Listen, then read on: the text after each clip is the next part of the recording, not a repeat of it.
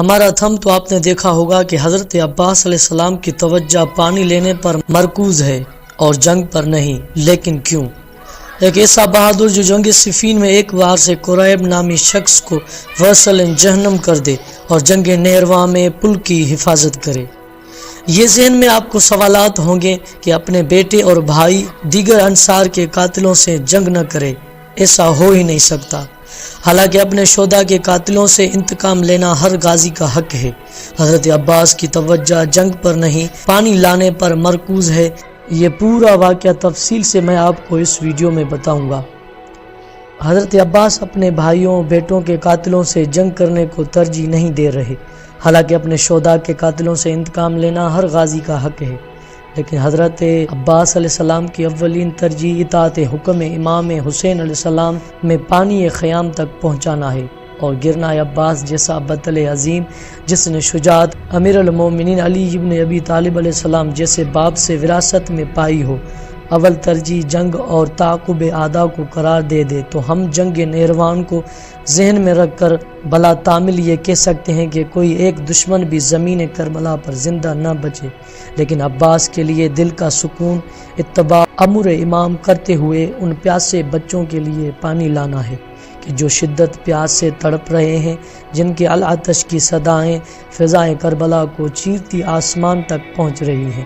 جب دشمن نے ترجیح عباس کا یقین کر لیا تو ان کے بھاگتے ہوئے قدم رک گئے۔ انہوں نے اپنے منتشر جماعت کو اکٹھا کیا اور جانتے تھے کہ اب تو عباس پانی کے لیے آئے ہیں، پانی خیموں میں پہنچا کر جب خالصتاً جنگ کی خاطر آئیں گے تو پھر شاید ہم میں سے کوئی بھی زندہ نہ بچ سکے۔ اور یہ آل ابا کے لیے بڑی مصیبت کا وقت تھا جب اصول حرب کو پاش کرتے ہوئے ایک شکل قلب کھجور کے درخت کے اونٹ سے اچانک ظلم بھری ضرب لگائی۔ حضرت عباس علیہ السلام کا دایاں بازو شہید ہو گیا، پھر کمین گاہ سے ایک دوسرے شکی نے وار کیا اور حضرت عباس علیہ السلام کا بایاں بازو بھی شہید ہو گیا۔ ان ضربوں نے کہیں زیادہ تکلیف حضرت عباس علیہ السلام کو اس وقت ہوئی جب ایک تیر جفائے مشکیزہ میں آ لگا اور سارا پانی بہہ گیا۔ یہ وہ وقت تھا جب انتظار کرتے پیاسے بچوں تک پانی پہنچنے کی امید ٹوٹ گئی اور اس کوشش میں بازو بھی ساتھ چھوڑ گئے، نیز دشمنان حسین سے جنگ کی حسرت بھی دل ہی میں رہ گئی۔ ایک روایت میں نقل ہوا ہے کہ جب حضرت امام حسین علیہ السلام اپنی اہل بیت اور اصحاب کے ہمراہ کربلا میں قیام پذیر ہوئے تو آپ کے خیام اور نہر فرات کے درمیان تھوڑا سا فاصلہ تھا، پھر فوج اشقیاء درمیان میں حائل ہو گئی اور دریا تک کا راستہ اصحاب امام پر مسدود کر دیا۔ شمر نے اونچی آواز میں امام اور اصحاب کو مخاطب کرتے ہوئے کہا کہ دیکھو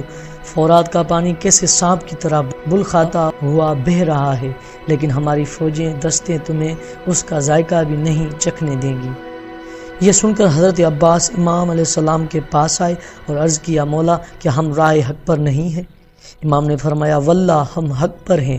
حضرت عباس نے پیاسے بچوں اور بیبیوں کے لیے پانی لانے کی اجازت مانگی۔ اجازت ملنے کے بعد حضرت عباس علیہ السلام نے گھاٹ پر قبضہ جمائے 4000 فوجیوں پر ایسا زوردار حملہ کیا کہ سب بھاگ کھڑے ہوئے۔ یوں آپ نے گھاٹ سے لے کر خیام حسینی تک میدان کو دشمن سے خالی کر دیا اور امام علیہ السلام کے لیے پانی پینے اور خیام تک پانی پہنچانے میں کوئی رکاوٹ نہ رہنے دی۔ یہ سقایت الظاہر 9 محرم کو شمر کربلا میں آنے کے بعد ہوئی۔ علیم بذات صدور نے اس عظیم مجاہد کے اثار اور اخلاص کا اجر دنیا میں یوں دیا کہ دنیا والوں کے لیے باب الحوائج قرار دیے۔